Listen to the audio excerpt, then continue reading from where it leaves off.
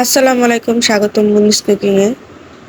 কেমন আছেন সবাই? আলহামদুলিল্লাহ ভালো আছি। নিয়ে আসলাম নতুন একটি ব্লগ ভিডিও নিয়ে। আজকে দেখাবো মূলা শাক ভাজি। অবশ্যই আমার ভিডিওটার সাথে থাকবেন।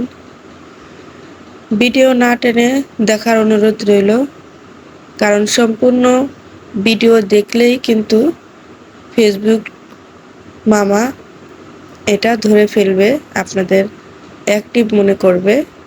এই জন্য অবশ্যই ভিডিও পুরো দেখে একটা কমেন্টস করে যাবেন।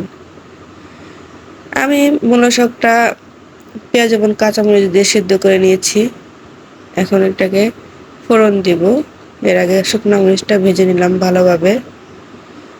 দেখেন, আমরা সবাই ফেসবুকে আসছি কাজ করার জন্য, সবাই সবাইকে সাপোর্ট করব।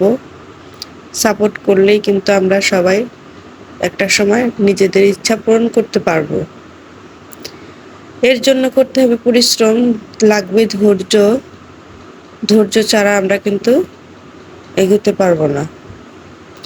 দেখেন, আমি আমার শাক ভাজিটার জন্য রসুনটা খুব সুন্দর বাদামি কালার করে নিয়ে এখন বাগারটা দিয়ে দিলাম।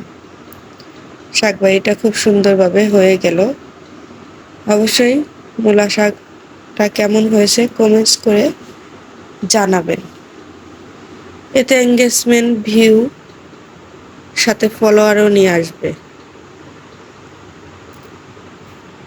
এর জন্য সবাই সবাইকে সাপোর্ট করব। ভালো থাকবেন সবাই। আবারও নিয়ে আসবো কোনো না কোনো নতুন ব্লগ ভিডিও। সবাইকে টাটা, আসসালামু আলাইকুম, আল্লাহ হাফেজ।